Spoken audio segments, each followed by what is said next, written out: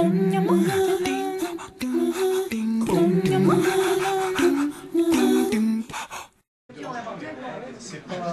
l'impression que c'est insurmontable, mais personnellement. L'idée de cette rencontre aujourd'hui, c'était de réunir plusieurs porteurs de projets qui sont sur des aspects différents du métier de ressourcerie. Anis Ayet Rabi est animatrice au pôle d'initiative locale d'économie solidaire. Elle accompagne les créateurs qui souhaitent développer une activité dans le champ de l'économie sociale et solidaire. On a décidé de se réunir aujourd'hui pour parler des ressourceries qui anciennement s'appelaient les recycleries-ressourceries. Je savais que je voulais être utile. Je voulais venir en aide à des gens qui sont sans défense parce que je voulais être juge pour enfants quand j'étais petite. Je me suis rendu compte que je voulais pas rester dans le droit et que je voulais avoir une culture économique parce que j'avais les copains à côté qui, eux, avaient cette culture économique. Ils étaient beaucoup plus ouverts sur le monde en fait.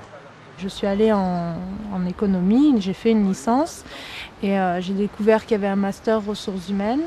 Je me suis orientée vers le recrutement, la formation. C'était de la gestion des ressources humaines et pour reprendre la formule que j'ai retenue, c'était pas de la gestion humaine des ressources. Donc je me suis pas retrouvée là-dedans et je voulais pas continuer. Tout est repris. Je me suis spécialisée en deuxième année dans le master économie sociale et solidaire. Je me suis vraiment retrouvée dans ce secteur d'activité, bien que ce ne soit pas le monde des bisounours non plus.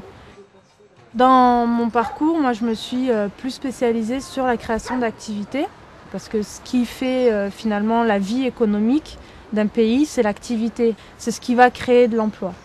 Pendant ses études à Marseille, Ayet découvre toutes les structures mises en place par la région pour favoriser le développement de l'économie sociale et solidaire. Un secteur où l'on retrouve les coopératives, les syndicats, les associations et d'une manière générale, toutes les activités motivées par l'éthique et pas uniquement par le profit. À Nice, le pôle d'économie solidaire, le PECOS, cherche une animatrice pour son pôle d'initiative locale, le PIL. Pour son premier emploi, Ayet va bientôt accompagner les futurs créateurs. Par exemple, je mets en place des ateliers de transmission de savoir-faire. Ce matin, on parlait du métier de ressourcerie. Ça peut être la valorisation d'objets usagés par l'art, ou ça peut être aussi la mise en place d'ateliers qui vont apprendre aux gens, plutôt que de jeter leur chaise de bureau, de venir la réparer. Tout le travail de réflexion pendant les ateliers, c'est comment on passe d'une idée individuelle à un projet collectif. Alors là, c'est un jardin qui est en culture sur but, comme on dit. France, elle est arrivée au pôle d'économie solidaire et elle était à cette phase-là d'émergence. Donc on va mettre en place ces parcelles, on va y créer un jardin participatif. Elle disait j'ai un terrain, j'ai un projet, c'est lié avec la permaculture, j'aimerais bien expérimenter aussi un jardin pédagogique, une safranière, il y avait plein d'idées partout.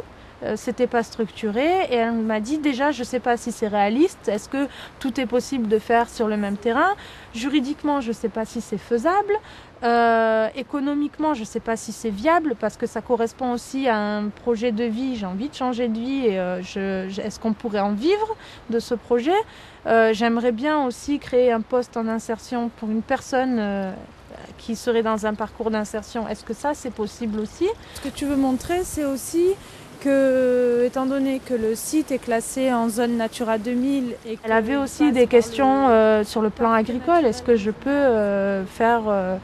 peux cultiver mes terres étant classées en zone Natura 2000, etc.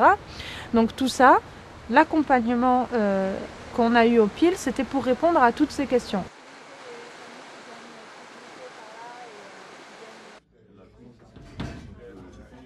La Falabrac Fabrique, c'est le premier projet qui a été accompagné par le PIL. Le local a beaucoup conditionné le projet et on s'est rendu compte qu'il y avait aussi cet espace café qu'il voulait intégrer à la boutique de créateurs et que par rapport au modèle économique, c'était ce qui rendait viable le projet. Là, ça correspond à mes attentes parce qu'on forme une vraie équipe soudée. C'était une vraie question en arrivant où je me suis dit de l'envie à l'idée, de l'idée au projet, c'est un peu la formule raccourcie. Est-ce que le PIL, c'est vraiment utile? Moi, tant qu'on me dit ça m'a servi, tant mieux. Tant qu'on me dit que ça sert, je continue. Si le parcours d'Ayette vous intéresse, rendez-vous sur le blog de Parcours de Vie pour les détails et les coordonnées.